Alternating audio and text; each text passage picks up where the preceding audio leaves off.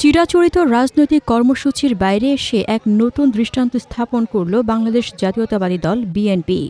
দলের ৪৭তম প্রতিষ্ঠাবার্ষিকী উপলক্ষে কোনো সভা সমাবেশ বা মিছিলের পরিবর্তে রাজপথ পরিষ্কার পরিচ্ছন্ন করার মতো এক ব্যতিক্রমী ও জনবান্ধব কর্মসূচি পালন করেছে দলটি।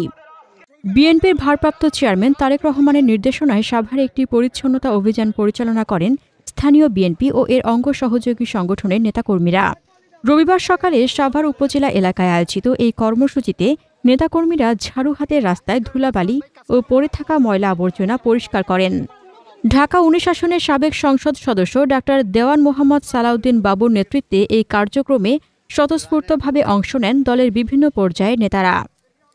পরিচ্ছন্নতা অভিযানে আরও উপস্থিত ছিলেন সাভার উপজেলা পরিষদের সাবেক ভাইস চেয়ারম্যান দেওয়ান মোহাম্মদ মঈনউদ্দিন বিপ্লব, ঢাকা জেলা স্বেচ্ছাসেবক দলের সদস্য সচিব আসাদুজ্জামান খান মোহন, ঢাকা জেলা ছাত্রদলের সাবেক যুগ্ম সাধারণ সম্পাদক জাকির হোসেন, আশুলিয়া থানা ছাত্রদল নেতা আলহাজ মাতবর এবং আশুলিয়া থানা মহিলা দলের সদস্য সন্ধ্যা আক্তার মিমসহ বিএনপি ও অঙ্গ সংগঠনের অসংখ্য নেতাকর্মী।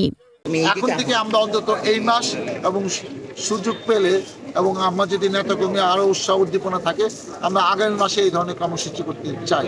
কর্মসূচিটা কি?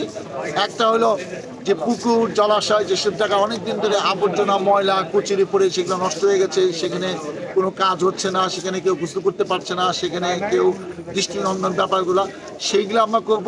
আর সেকেন্ড হলো এই যে রাস্তাঘাট, এটা একটা গুরুত্বপূর্ণ আমাদের প্রশাসনিক একমাত্র, সেই জায়গাতে অনেক কাগজের টুকরা ময়লা অনেক কিছু পড়ে আছে, আমরা উদ্যোগ নিয়েছি, এটা থেকে আমরা শুরু করবো আজকের কর্মসূচি।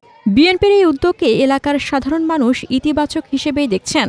তাদের মতে এমন জনসচেতনতামূলক কর্মকাণ্ড রাজনৈতিক দলগুলোর প্রতি মানুষের আস্থা বাড়াতে সাহায্য করবে। হাসনাতুজ্জাহান হিমু, দৈনিক খোলা চোখ।